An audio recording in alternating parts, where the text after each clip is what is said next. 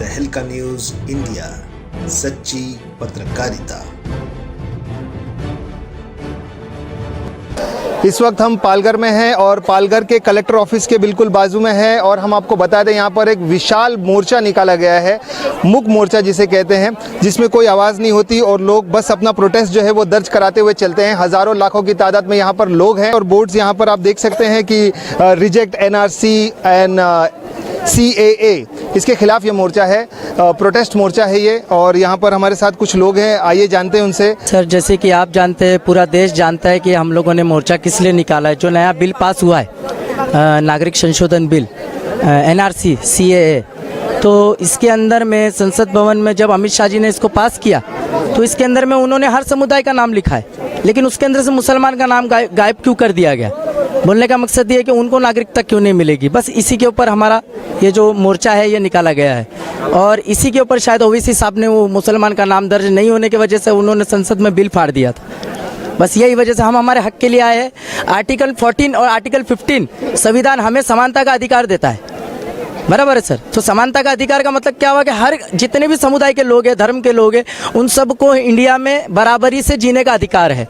तो फिर हम लोगों का नाम क्यों निकाल दिया गया और मुसलमान को क्यों उसके अंदर से मतलब इग्नोर किया गया, बस इसीलिए हम लोगों ने ये मोर्चा निकाला। अभी मोदी जी का जो भाषण हुआ था रामलीला में, उसमें उन्होंने कहा था NRC के बारे में तो बात भी नहीं हुई है, इस तरीके से उन्होंने कहा था। इस पर क्या कहना है? सर, मोदी जी तो कहते हैं कि किसी भी मुसलमान का उसके अंदर जो भारतीय नागरिक है, जिनकी पुरखे, आप उनका स्टेटमेंट सुनिए, उन्होंने कहा जिनकी पुरखे, यानी वो 70 साल का डॉक्यूमेंट्स लेकर ही मानेंगे।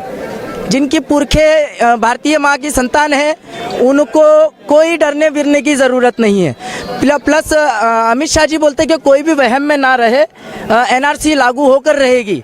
उसके बाद में स्टेट गवर्नमेंट बोलती है कि हम NRC को हमारे स्टेट में लागू नहीं होने देंगे। फिर अमित शाह जी बोलते हैं कि अगर तुम लोग हमें रोकोगे तो तुम भी इस केस में आ जाओगे।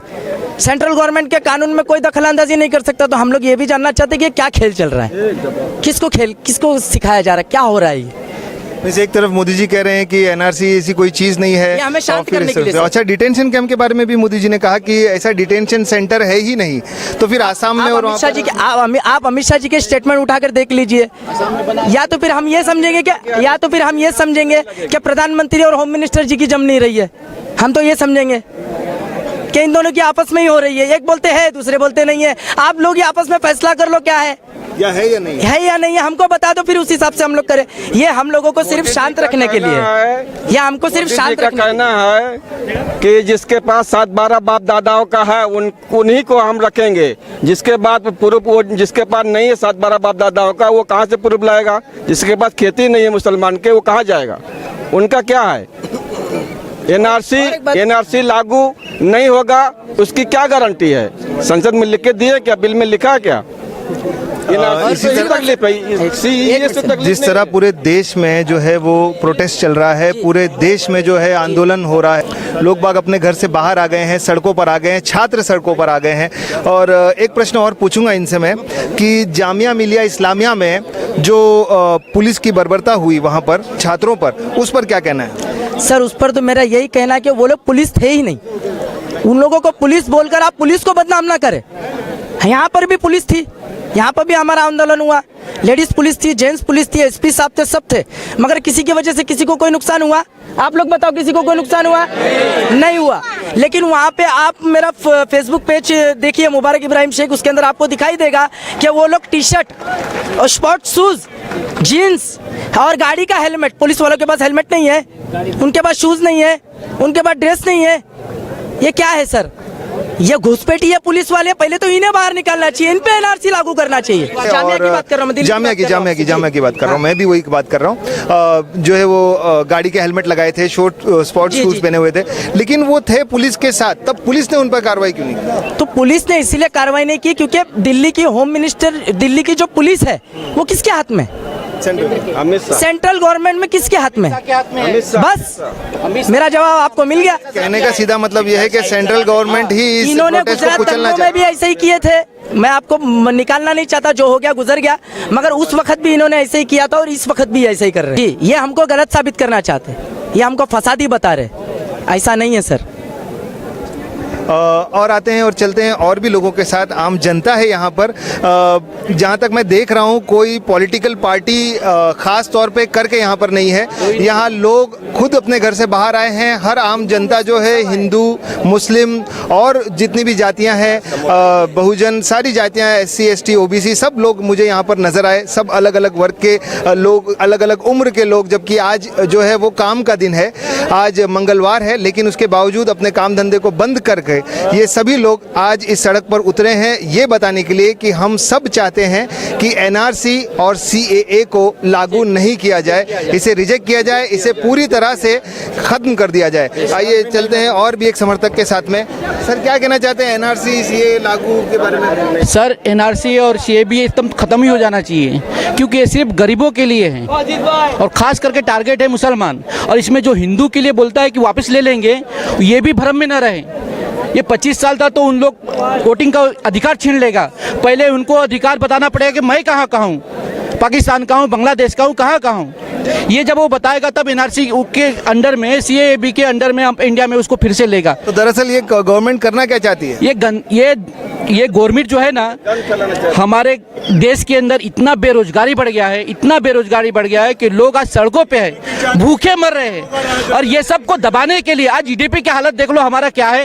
ये GDP को दबाने के लिए, लोगों को दबाने के लिए ये काला कानून लाया है। ये काला कानून आपस में मरे मुसलमान, हिंदू, पूरा देश जल जाए इसी में। और वो तो मजा लेने वाले पहले भी मजा लिए थे, अभी भी मजा लेंगे। गुजरात में लिए थे, अब पूरा देश में लेंगे। ये अच्छा, कहने का मतलब ये है कि अपने GDP और इकोनॉमिक जो प्रॉब्लम्स हैं, अनएम्प्लॉयमेंट, ये जो प्रॉब्लम्स है, इसे छुपाने के लिए जो है वो इसको छुपाने के लिए ये सब नाटक चालू है। ये जो गवर्नमेंट है ये टोटल RSS के कहने के ऊपर ही चल रही है। और ये मुस्लिम छोड़ के दूसरे कोई भी जाति के, जनजाति के, कोई भी जाति के, ये खाली देश में ब्राह्मणों का राज चाहती है। बाकी सब देशों में जितने भी मोहम्मडन है या और कोई अदर कास्ट के, इन सबको देश से बाहर निकालना चाहती है और ये ब्राह्मणों का राज करना चाहती है। और ये RSS का मेन मुद्दा है, ये RSS का प्रॉपर प्रोपेगेंडा है। बाकी के सबको बाहर निकालने के बाद ये खाली ब्राह्मणों का राज करना चाहती है और बाकी सबको बाहर निकालना चाहती है। ये गांधी का देश है, इस दर गांधी का ही कानून चलेगा। ये गोडसे के कुछ नाजायज औलाद है जो हमको तबाह करना चाहते हैं। इनको तबाह कर दो, ऑटोमेटिक देश हमारा शांति रहेगा। माननीय प्रधानमंत्री जी ने कल रामलीला मैदान में कहा कि NRC का कोई जिक्र नहीं हुआ और NRC के बारे में कोई बात नहीं हुई, जबकि अमित शाह सांसद भवन में और राज्यसभा में भी अमित शाह ने कहा है कि जो है NRC पूरे देश में लागू होकर रहेगा। तो वो कहते हैं कि नहीं, अभी NRC का कोई जिक्र नहीं है, CAA का सिर्फ जिक्र है। तो CAA के लिए आइडेंटिफाई कैसे करेंगे कि कौन बाहर का है, कौन अंदर का है? तो आइडेंटिफाई करने के लिए हम वो NRC लेके आएंगे और पूरे देश में लेके आना चाहते हैं। तो हम ये चाहते हैं कि बहुत सारे ऐसे लोग हैं कि जिनके डॉक्यूमेंट बाढ़ में बह के चले गए, जिनके पास कोई डॉक्यूमेंट नहीं है, तो वो अगर डॉक्यूमेंट अपने साबित नहीं कर सकेंगे, अपनी नागरिकता साबित, जो 1971 से पहले के डॉक्यूमेंट मांग रहे हैं, अगर उनके पास मौजूद नहीं रहेगा तो वो उनका नाम जो है NRC से खारिज हो जाएगा। लिहाजा फिर वो जो है उनको ये साबित करना पड़ेगा कि हम इंडिया के रहते हुए भी उनको ये साबित करना पड़ेगा कि हम जो है फॉरेनर हैं, हम पाकिस्तान या अफगानिस्तान से आए हैं, हमें जो है, जो हिंदुओं के लिए मैं कह रहा हूँ,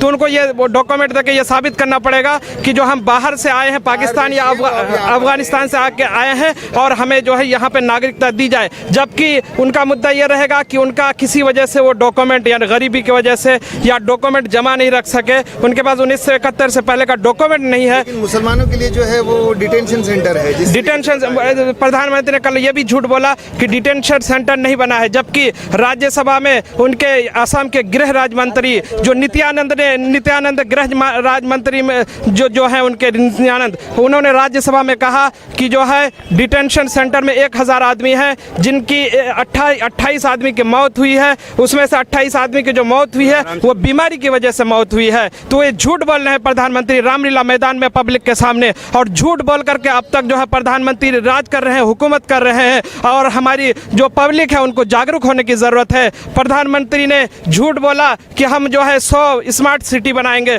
प्रधानमंत्री ने झूठ बोला कि हम जो है वो स्वच्छ अभियान चलाएंगे। उसके बाद जो है हम तरक्की करेंगे। मुसलमानों को के एक हाथ में कुरान रहेगा, एक हाथ में लैपटॉप रहेगा। लेकिन आज मुसलमानों की हालत यह है कि मुसलमान जो है बहुत बुरे हालत में है, जो है जीडीपी का पहले कांग्रेस के दौर में 7+ था, लेकिन आज 4 के नीचे आ गया है। जीडीपी पर कोई फोकस नहीं, गरीबी पर कोई फोकस नहीं। तो वो ये चाहते हैं कि जो हमारी नाकामयाबी है उसको छुपाने के लिए, चूंकि राम मंदिर का मसला भी खत्म हो गया, तो अब वो सोच रहे हैं कि हमारी हुकूमत कैसे जिंदा रहे, हमारी पॉलिटिक्स कैसे जिंदा रहे। इसलिए ऐसा मसला लेकर आओ कि हिंदू और आप मुसलमानों को आपस में लड़ाओ, ताकि यह दो लोग जो है आपस में लड़ते रहे और हम सत्ता का मजा लेते रहे, हम राज करते रहे, हम सत्ता का मजा लेते रहे। तो इसलिए हम चाहते हैं कि सीएए और एनआरसी को बैन करना चाहिए। और हम मुसलमानों को जो हम सत्ता हमने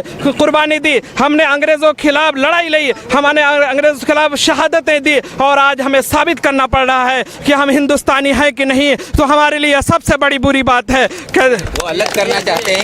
यही उनका एनआरसी कानून हिंदुस्तान का मुसलमान रद्द करके रहेगा। उस तरफ वहाँ पे अशफाक उल्लाह खान भी है, वो ये लोग नहीं जानते हैं। झंडा पहली बार नहीं हाथ में ले रहे, हमेशा हमारे हाथ में ये झंडा रहा है। आने दो, पंतप्रधान प्रधान को हमको इतना ही कहना है, इस देश के अंदर की एक भी नागरिक, यहाँ पे रहने वाले हर व्यक्ति यहाँ की नागरिक है, चाहे वो हिंदू हो, मुसलमान हो। सही बात है, सही बात है। हम कहना चाहते हैं, बोलते हैं कि हम जो है गलतफहमी फैला रहे हैं सीएए और एनआरसी के बारे में। मेरे भाई यहाँ पे बोल के गया कि एनआरसी जो कानून क्या है, एनआरसी कानून सिर्फ आसाम के लिए बने थे, सही कहा उन्होंने, वो भारत देश के लिए बन नहीं सकता है। सीएए का कानून उन्होंने पार्लियामेंट के दम पर बनाई, मगर आज हम रास्ते पे उसके खिलाफ जो एक चुनौती जो है वो हम दे रहा है। सुप्रीम कोर्ट के अंदर केस चल रहे हैं, 22 जनवरी को उसका निकाल आएगा। हमारी ये लड़ाई अपने संविधान को बचाने की लड़ाई है, हमारे जान और श्वास को बचाने की लड़ाई है। मैं और आप जहाँ जो मिट्टी में खड़ा है वो मिट्टी हमारा है। ये देश की गीत जो है, अलग अलग गीत है, हिंदुस्तान हमारा क्या है वो गाना, सारे जहां से अच्छा हिंदुस्तान हमारा, ये लिखे हुए आपके भी मुसलमान है, आपकी गिनती।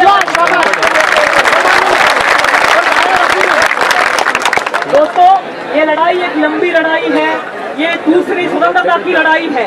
इस लड़ाई को बरकरार रखना जरूरी है। व्हाट्सएप के अंदर और फेसबुक के अंदर और सोशल मीडिया में मुद्दा ये बदलते जा रहा है। एक एक हफ्ते में नया नया मुद्दा आ जाएगा, एक हार गया तो दूसरी मुद्दा वही उठा लेंगे, तो उसमें हम गुमराह नहीं होना है। ये मुद्दे को बरकरार रखना बेहद जरूरी है।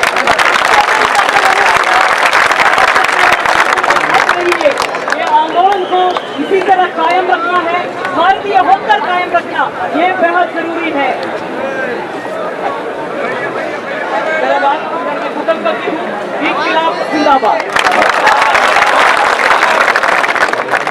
हिंदू सिर्फ मुसलमान ही नहीं, और भी सब जितने भी हैं आज पूरे जितने भी हैं, सभी जनजाति सभी जाति के लोग साथ हैं। सभी जनजाति के लोग इसमें साथ है। हिंदू मुस्लिम साथ चलेगा, एकता का राज चलेगा। हिंदू मुस्लिम सिख ईसाई हम वतन हम नाम है। हिंदू मुस्लिम सिख ईसाई हम वतन हम नाम है। जो करे इनको जुदा मजहब नहीं इल्जाम है। हम जिएंगे और मरेंगे ए वतन तेरे लिए। दिल दिया है जान भी देंगे ए वतन तेरे लिए। तहलका न्यूज़ इंडिया, सच्ची पत्रकारिता।